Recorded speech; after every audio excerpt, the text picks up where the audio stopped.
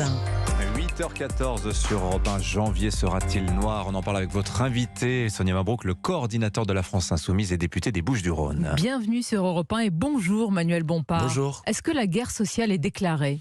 Alors moi je me méfie toujours des vocabulaires guerriers, surtout dans le contexte international. Vous savez qui l'a dit ? Actuel, non. C'est le député de la NUPES, Louis Boyard. Pourquoi pas. Mais moi, en l'occurrence, je reprendrai pas forcément ce terme-là, mais clairement, il y a une grande bataille sociale qui s'annonce. Il y a une volonté du gouvernement de mettre en place une réforme qui est d'une grande brutalité. Il faut que les gens nous écoutent, le comprennent. C'est-à-dire que pour un cariste qui a commencé à travailler à 18 ans, c'est 2 années de plus au travail. Pour une aide-soignante qui a commencé à travailler à 20 ans et qui va avoir peut-être une carrière discontinue, c'est 2 années de plus au travail. Vous savez qu'il y a 25% des plus pauvres qui meurent aujourd'hui avant 62 ans. On va en Il y en parler. a plus de 30% avant 64 ans. Donc c'est des gens supplémentaires qui vont pas pouvoir profiter de la vie à la retraite. Donc il y a une grande bataille qui descendre s'annonce. dans la rue, Manuel Bompard? Les syndicats appellent donc à manifester le 19 janvier. Les forces de gauche y seront. Vous-même, vous serez à une manifestation le 21 janvier. Qu'est-ce qui vous fait croire que le gouvernement qui a affiché hier sa détermination pourrait reculer? Le rapport de force. Il est en votre faveur? En tout cas, il faut le construire. Quand je vois aujourd'hui les enquêtes d'opinion, plus de 80% des Français sont opposés à l'âge de départ à la retraite à 64 ans. Vous avez l'ensemble des organisations syndicales de salariés qui disent il n'est pas question d'accepter cette réforme. Et donc oui, il y a une nécessité de se mobiliser, puisque le gouvernement, en plus, tente de museler, d'empêcher le débat parlementaire en On va utilisant en parler, mais une tactique vous oubliez une particulière. donnée quand même, il y a eu une campagne présidentielle. Emmanuel Macron a toute légitimité et tout mandat pour mener cette réforme de retraite qui a été évoquée pendant la campagne. Non, Emmanuel Macron n'a aucune légitimité, je dis bien aucune légitimité C'est-à-dire à mettre en place cette réforme. Il n'est pas légitime à mener une telle réforme. À mettre en place cette réforme, je ne le crois pas du tout. Après l'élection présidentielle, il en a parlé. Mais je vais vous répondre. D'abord parce que, je vous l'ai dit, 80% des Français y sont opposés. Et quand on a été élu, on n'a pas une carte blanche pour toujours. On écoute aussi ce que pensent les Françaises et les Français. Quant à l'élection présidentielle, je vous rappelle que, selon les enquêtes qui ont été publiées après l'élection, environ un électeur sur 2 qui a voté pour Emmanuel Macron au 2e tour de l'élection présidentielle l'a fait pour battre Marine Le Pen et l'a fait dans un vote qui n'est pas un vote d'adhésion à son programme. Voilà le procès en illégitimité qui revient sur la table. C'est vrai que vous avez une formule célèbre qui pourrait être appliquée. Qui a dit le vote n'est pas l'alpha et l'oméga de la démocratie? Manuel Bompard. Mais je n'ai pas dit ça, mais ça on y viendra tout à l'heure si vous voulez. On y viendra tout à l'heure si vous voulez. Mais je ne suis pas en train de faire un procès en illégitimité du président de la République. Il a gagné les élections présidentielles et il est élu. Mais on a le droit de contester le fait que le mandat qui est le sien ne comprend pas le fait de reporter l'âge de départ à la retraite de 2 ans supplémentaires. Parce que les gens qui ont voté pour lui, y compris au 2e tour pour battre Marine Le Pen, ne l'ont pas fait avec l'idée que ça valait adhésion à la volonté de reporter l'âge de départ à la retraite. Et d'ailleurs, lui-même, le président de la République, Emmanuel Macron, entre les 2 tours de l'élection présidentielle, disait « Je sais que les gens qui vont voter pour moi ne partagent pas toutes mes idées et je devrais en tenir compte. » Donc il devrait en tenir compte. Je vais faire une digression. À ce report. Vous êtes sûr que vous êtes le mieux placé ce matin pour parler de démocratie? Bien vous sûr, qui avez été sûr. désigné à la tête de votre parti à l'unanimité d'une réunion sans le vote des militants. Est-ce que vous êtes légitime ce matin vous-même? Mais Sonia Mabrouk, je vais vous dire, vous savez, il y a plein d'organisations politiques, il y a plein d'organisations associatives dans lesquelles il y a des structures qui sont mises en place à la France Insoumise, ça fonctionne comme ça. On est désigné dans un certain nombre d'espaces du mouvement et puis à l'intérieur, on s'organise comme on veut et donc on désigne une personne pour faire la coordination de cet espace. Ça s'appelle l'autodésignation, c'est pas mal. Non, ça s'appelle pas du tout l'autodésignation, ça s'appelle le vote indirect si vous voulez, c'est-à-dire qu'il y a la mise en œuvre d'une structure et cette structure, elle s'organise en son sein. Je vois pas en quoi ça pose une difficulté de ce point de vue-là. Mais en l'occurrence, il me semble que le sujet n'était pas celui-là. Mais la question de savoir si le président de la République avait une légitimité pour mettre en place cette réforme, et j'assume de dire que de mon point de vue, il n'a pas de mandat populaire pour le faire. Un président qui est élu et vous-même un coordinateur qui ne l'aide pas, ça laisse un peu pantois quant à vos leçons de démocratie. Mais c'est pas vrai que je ne suis pas élu, mais bon, si vous voulez renverser les choses, faites-le. Mais honnêtement, je pense que c'est pas ce qui intéresse les gens qui nous écoutent. Ce qui les intéresse, c'est de savoir s'ils vont devoir travailler 2 ans de plus, alors qu'il n'y a aucune nécessité économique à faire ça. Il n'y a rien qui relève de la justice sociale dans ce projet, sur la pénibilité, sur les pensions minimum, sur les carrières longues. Vous ne voulez pas les voir, ces mesures-là? Mais il n'y a aucune mesure sociale les gens qui partaient plus tôt que les autres à la retraite aujourd'hui vont continuer à partir plus tôt à la retraite que les autres aujourd'hui, mais tous partiront plus tard. Donc il n'y a aucune dimension sociale dans cette réforme, y compris parce que si vous prenez une mesure sur l'âge de départ à la retraite, ça veut dire que celles et ceux qui ont commencé à travailler avant 20 ans, ceux qui ont commencé à travailler à 17 ans, à 18 ans, c'est ces personnes-là qui vont être directement les plus impactées par cette réforme sur l'âge. Donc vous voyez que c'est une mesure qui est totalement antisociale. Les déficits, la dette, ça ne vous regarde pas. Que le système des retraites soit en danger, qu'il y ait en danger. Il n'est pas en danger, Sonia Mabrouk. Lisez le 2020, on l'a lu, on l'a relu, vous l'avez lu, je l'ai relu. 12 milliards de déficit annuel. Ah oui. Pas seulement une seule page. Bien sûr. Et vous lisez que ce qui vous intéresse non, aussi. Je lis pas tout ce qui me regarde. Il n'y a aucune inquiétude sur les futures retraites. Alors regardez, on va faire une présentation objective. Le système a été excédentaire en 2021, vous êtes d'accord. Le système a été excédentaire en 2022, vous êtes d'accord. Les prévisions du Conseil d'orientation des retraites disent qu'il pourrait y avoir un léger déficit dans les prochaines années. 2027, 12 milliards de déficit. Si on fait en objectif, on fait en entier. Les mêmes prévisions du Conseil d'orientation des retraites disent que dans la majorité des scénarios qui sont examinés, le système revient en excédent dans les années suivantes à partir de 2050 et à horizon 2070. Ça, c'est une présentation objective du rapport du Conseil d'orientation sur les retraites. Donc, il manque un petit peu d'argent pendant la première période ensuite, il y a plus d'argent qui rentre que ce qui part dans la deuxième période. La réforme ou la faillite, vous nous promettez la faillite ? Attendez, Sonia Mabrouk, c'est une brindille, c'est 10 milliards d'euros qui manquent. Il suffit de mettre à cotisation retraite les dividendes versés et on revient à l'excédent. Voilà pourquoi on fait pas ça. Ça, c'est très simple. Il y a 100 milliards d'euros de dividendes, c'est un record qui vont être versés cette année. Si vous voulez une mesure de justice sociale, je vous en propose une. Mettons à contribution retraite les dividendes qui sont versés. Quand vous appelez à manifester, Manuel Bompard, vous et d'autres, qu'est-ce que vous souhaitez au juste ? Est-ce que c'est le désordre ? Est-ce que c'est de bloquer le pays, quel que soit le temps du blocage et les conséquences ? Non, moi, ce que je souhaite, c'est le retrait de cette réforme, tout simplement.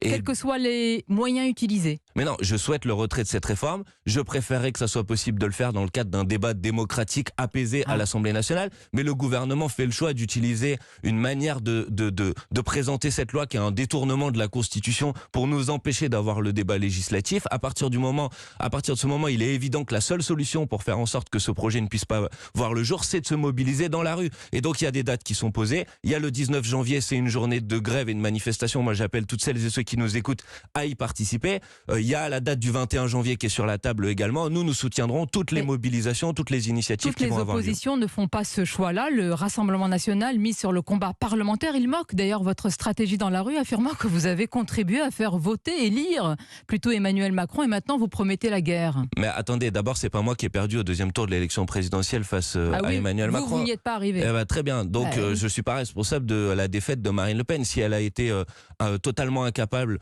de gagner, c'est sa responsabilité à elle, c'est pas la mienne, premièrement. Deuxièmement, pour le reste, c'est pas nouveau que le Rassemblement national, sur ces questions de retraite, a un discours qui a énormément varié, a énormément oscillé, qui est pas clair. D'ailleurs, dans son programme, on comprend pas très bien. Il dit que le système tel qu'il est lui convient à peu près, que certains doivent partir même plus tard. Le vôtre. Non, pas du tout. Nous défendons. Citez-moi une grande différence. Non, pas du tout. Nous défendons. Je vais vous en dire une très simple. Nous défendons le retour à l'âge de départ à la retraite à 60 ans avec 40 annuités de cotisation. C'est pas la position du Rassemblement national. Vous en êtes d'accord ?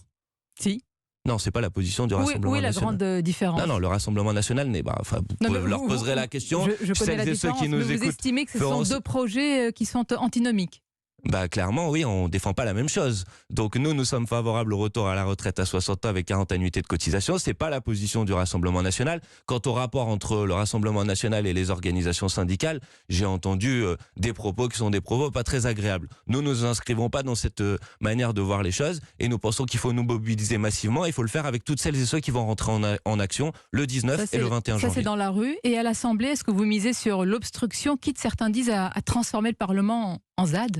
Tout ça, c'est des mots qui visent à disqualifier à nouveau le travail parlementaire. Nous ferons notre travail d'amendement. Et donc oui, nous avons des contre-propositions à faire. Et donc nous déposerons tous les amendements nécessaires pour défendre ces contre-propositions. Mais aujourd'hui, le problème, il n'est pas de savoir si telle ou telle formation politique va faire de l'obstruction. Il est que le gouvernement a utilisé une méthode qui fait qu'on va avoir à peine, au grand maximum 15 jours de débat à l'Assemblée nationale. Donc vous voyez, le sujet, c'est pas l'obstruction, c'est que le gouvernement veut nous empêcher à nouveau, veut museler le débat parlementaire. Et sur une une réforme aussi importante, ça pose quand même un grave problème d'un point de vue démocratique. Juste pour être d'accord sur les mots, guerre sociale, vous ne l'utilisez pas, mais c'est quelqu'un de votre parti qui l'utilise, Louis Boyard. ZAD, vous ne l'utilisez pas, mais c'est quelqu'un de votre parti, Mathilde Panot, qui en parle. Vous êtes sûr que vous êtes sur la même ligne? Mais bien sûr qu'on est sur la même ligne.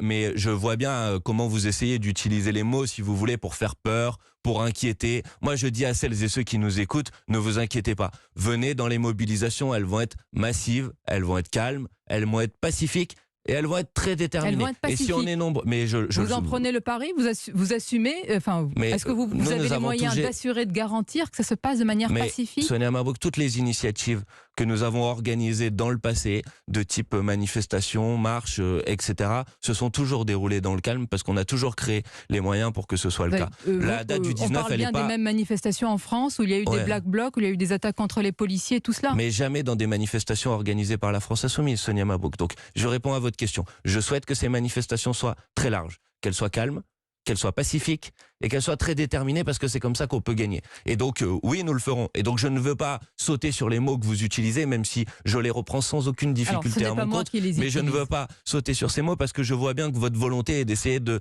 donner l'impression que nous serions responsables du désordre ou je ne sais quoi. S'il y a un responsable du désordre aujourd'hui, c'est le président de la République qui s'entête contre la volonté de la majorité des Français, contre la volonté de l'ensemble des organisations syndicales de faire passer une réforme qui est d'une grande brutalité sociale. C'est lui le responsable du désordre. Je vous ai cité des mots qui ne sont pas les miens. Vous avez dit qu'il ne faut pas avoir peur de ce qui vient. Est-ce que certains dans votre parti ont peur de vous? Parce que votre surnom, il laisse... je n'ai pas de surnom dans mon parti. Liquidateur. Non, ça n'a jamais été mon surnom. Ruffin, Coquerel, Autain, Corbière, Garrido, tous ces cadres du parti, vous les avez mis de côté, liquidés symboliquement de la direction. Si ce n'est pas être un liquidateur, qu'est-ce que c'est? Alors, ce que vous venez de dire est factuellement totalement faux, puisque les propositions que nous avons, d'abord, c'est pas moi, il y a eu une structure collective, une coordination, la coordination du mouvement qui a travaillé à un certain nombre d'évolutions de notre mouvement. Et une des décisions, c'est de mettre en place ce qu'on appelle un conseil politique dans lequel l'ensemble des figures dont vous avez évoqué les noms aujourd'hui sont conviés à participer. Donc vous voyez, font tous pourtant le constat d'un manque de démocratie dans votre parti. Est-ce que ce sont des insoumis frondeurs ou des factieux, puisque vous avez l'habitude d'utiliser cette terminologie sur les policiers? Écoutez, on a parlé pendant 10 minutes à peu près de la question des retraites. Elle est centrale.